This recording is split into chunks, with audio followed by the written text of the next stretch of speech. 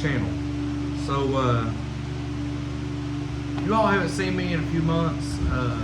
Let's first and foremost explain that we have switched over to methanol. In the process of methanol, the first outing that we went to go test the truck, we broke the rear end in a very catastrophic manner. We built a new rear end, we get the truck together, we go back out, and we destroy the motor. That was my fault completely with the boost curves and stuff that I had in there, and I made a mistake on the scramble. So we built a whole new engine, done stuff with this one that we had never done before, trying to keep this thing alive. And we've had success for the last few weeks testing the truck, getting ready for the arm drop, which is the local race that I was really hoping that you guys could see happen. But that didn't work out. It rained us out there, and so we went out Saturday to Southside Dragway. It's the first time I'd been there, and we made it to the finals with Sean. There was only 5 of us. But I made it to the finals. We get into the stage lanes. I shut the truck off and it won't start back. The hydrolocks breaks the starter. We didn't know what had happened. So called that night. It was over. You know, there's nothing we can do with the track. So fast forward, yesterday I pulled some data up. I started filming and just decided to quit. My heart wasn't in it. I'm going to show you what I started to film with the data right now. So when I was in the staging lanes and it fired up, I put it on the brake just trying to dry the exhaust up, which is a trick that I think everybody needs to do at least once or twice to clean the condensation out. If you have any leaks in your exhaust like mine does, it will drip water under the truck. So we kind of just make sure the exhaust is warm enough that we don't run into that issue. Before I pull up EGTs, I'll show you that it comes up and there's plenty of fuel pressure. I got AFR, which is irrelevant. While I'm on the 2-step, I'll pull that away. So we do have fuel pressure. It's steady, but it's kind of erratic down here. Comes down to idle, and you know, we shouldn't have these big waves that we do. And that kinda is an indication to me, Bubby. Can you be a little quieter for like 2 minutes, please? Thank you. So, it is kind of an indication that we may have an injector sticking open. This should be more of a stable line. We shouldn't have these big swings. Obviously, this line right there, I must have just whacked it a little bit with the throttle. See, yeah, I must have just bumped the throttle a little bit before I shut it off. 3%. But yeah. Now, I'm gonna pull up EGTs. If you notice, way over here, I've either got something going on here with cylinder 6, which is this line here. It's either getting water in the cylinder or that injector is stuck wide open. Now, mind you, I have some Amazon EGTs that Brad is extremely aggravated about because they're not accurate. These numbers, to you guys at home, don't pay too much of a mind to those temperatures. Now, mind you, this was also just throwing it up on the trans brake, but they should be closer together, kind of like in this area, with the exception of that. Now, if you look at right here, we're 475 degrees. If you notice, it is just everywhere under. And obviously, he's going to play on the big wheel.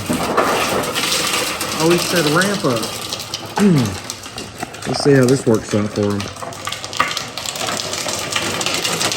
Now, you ain't going to hit the big one?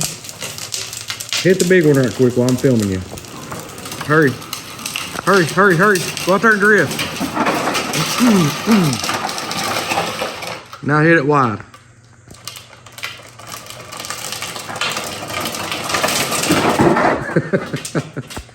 Okay. So, I have a problem child here on number 6. Obviously, it was trying to fire. If it was coolant in there, I don't know if it would actually ever clean out. I don't know. If it was fuel in there and it was loading up on fuel, then maybe that was what was going on. And it's like it's never straightened up. You know, it's 386 degrees there, and while it's on the two-step, let's do this. I'll pull that. So while it's on the two-step, it tries to get a little bit of heat in the engine, and it tries to clean up. Let's see here, yeah, 581 right there, right before I let off. So it was like it was trying to burn, but it didn't have enough in it. So if it is just an injector stuck, that would be the best case scenario. But I got more going on, so. Okay, now that we're back, and you all seen what I thought was going on with maybe the stuck injectors or whatever. It was actually ingesting coolant. Today's Monday. We got the intake off of it, and as I'm tearing down, I didn't expect to see what I'm seeing right now. I thought it was only this head, and my thoughts today were I was going to come home, I was going to pull this head off if I could, and hope that the head was great, that it was just the gasket, would throw some gaskets on it and go about our day. That's not the case. So let me grab this camera right quick, turn around, and show you guys just exactly what I'm looking at. Okay, you look down in there, it's not supposed to look like that, guys. I don't know if there's any in there. I can't really see myself. I do know the back two are slap full. I don't know what's really caused it, but this self leveler is a little aggravating. This is the first time I've tried to use it. Oh, there's some in that hole too. So let me show you what I found Sunday and why I quit working on it. If you look right there, there's a little piece of gasket sticking out, and part of the head looks like it's torched like it did on the last engine. So that's what's going on. I'm going to keep pulling this stuff down. I know for sure I'm going to pull this head off here in just a minute and show you guys if it is torched, what we're going to do, if it's cracked or whatever. Let's just keep cracking away at this, and I'll show you as I get the head off. So I've gotten it down to here. Getting ready to set this phone up so we can all see this together when I pull the head off. Now I did have to pull all the studs out in order to get the head off of it. That's just a sad reality of this, but it'll make it a little easier on me. Let me set this up so we can all watch this together. This is the moment of truth. Let's hope that it's just the head and not the block. Or anything for that matter. Torched it right there. Damn it, guys.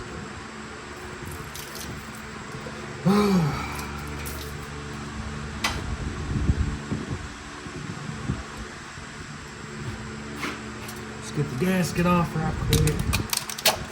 Pray the block is okay.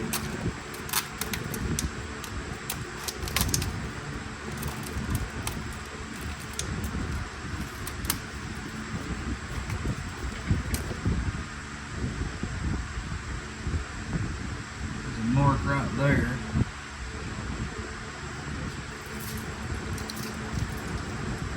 That cylinder is, well, guys, we're pulling this one completely apart now.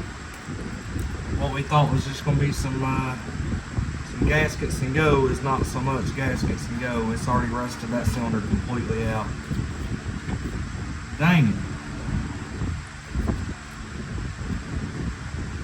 This one was getting ready to start rusting.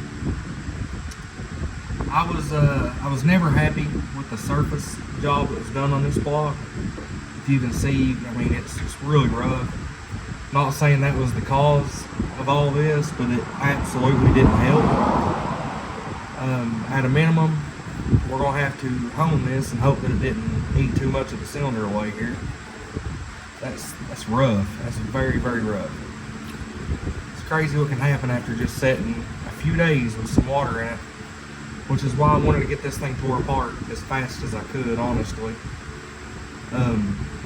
Let's hope that no rods are hurt in this process. It could be worse. We just don't know just yet.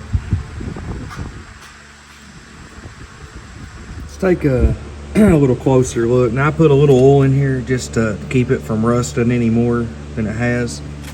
But I want to notice something here. If you look at that texture, like I said, when I got this back from the machinist, I was concerned with how coarse that was. It obviously found its way, I think, right in here. Found its way right there. I don't know if the block is actually hurt there or not. I have to clean it and take a better look. Obviously started doing some damage right there. Then here's where the gasket pushed loose. I don't feel much there, but it wasn't healthy for sure.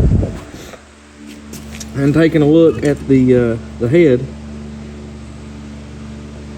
see if you can see the texture. Like I said, I wasn't really pleased with that. And with an MLS gasket, you need to have it substantially smoother than that.